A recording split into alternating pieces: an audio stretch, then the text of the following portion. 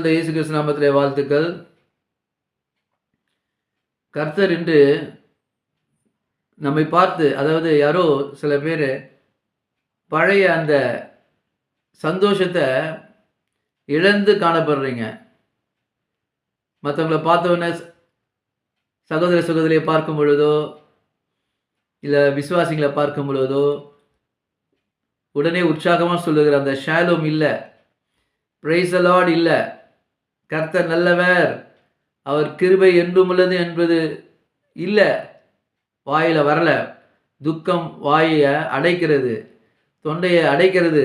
ஆம், ஆனால் எல்லாம் இன்று முடிவுக்கு வந்தது. ஆண்டவர் நேற்று எனக்கு இந்த வார்த்தையை என் இதயத்திலே ஆண்டவர் கொடுத்தார், உறுதிப்படுத்துகிறார். நமக்கு யாரெல்லாம் சந்தோஷத்தை இழந்து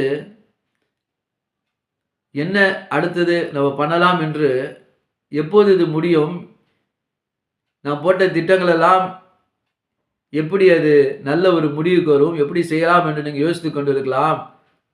வறண்ட நிலம் போல சில நேரம் இருக்கலாம். ஆண்டவர் சொல்றார், இன்னைக்கு அன்பு சகோதர சகோதரி தேவ பிள்ளைகளே, இது வேற்று மதத்தை பார்த்து கொண்டு இருக்க சகோதர சகோதரர்களும் சரி, ஆண்டவர் முன் இருந்ததை போல உங்கள் சிறையிருப்பை மாற்றுவார்.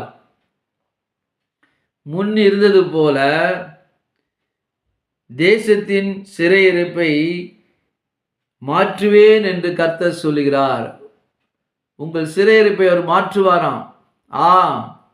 எரேமியா 33:11 படிக்கும் பொழுது, நீங்க இழந்த அந்த சந்தோஷத்தை, என்னென்னலாம் சந்தோஷத்தை இழந்திருக்கீங்க, என்னென்னலாம் நீங்க இப்ப திருப்பியும் நீங்க சொல்ல போறீங்க தெரியுமா? களிப்பின் சத்தமும் மகிழ்ச்சியின் சத்தமும் மணவாளனின் சத்தமும் மணவாட்டியின் சத்தமும் சேனைகளின் கர்த்தரை துதியுங்கள், கர்த்தர் நல்லவர், அவர் கிருபை என்றும் உள்ளது என்று சொல்லுகிறவர்களின் சத்தமும், கர்த்தருடைய ஆலயத்துக்கு சோத்திர பலிகளை கொண்டு வருகிறவர்களின் சத்தமும் கேட்கப்படும் என்று கர்த்தர் சொல்லுகிறார். ஹல்லேலூயா, ஆமென், ஹல்லேலூயா.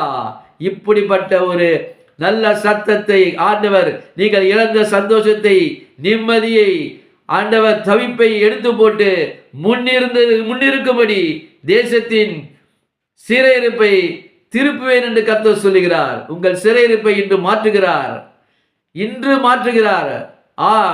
எல்லாவற்றையும் மாற்றி நீங்க முன்னிருந்து போல உற்சாகத்திலும் சந்தோஷத்திலும் ஆனந்த கழிப்பிடும் மகிழ்ச்சியுடன் சந்தோஷத்துடன் நீங்கள் இருக்கும்படி, பிரைஸ் தி லார்ட், ஷாலோம், தேவன் உங்களை ஆசீர்வதித்து சொல்லும் காலம் என்று வந்தது. இயேசு கிறிஸ்து நாமத்தில் நடக்கும். கர்த்தர் இதை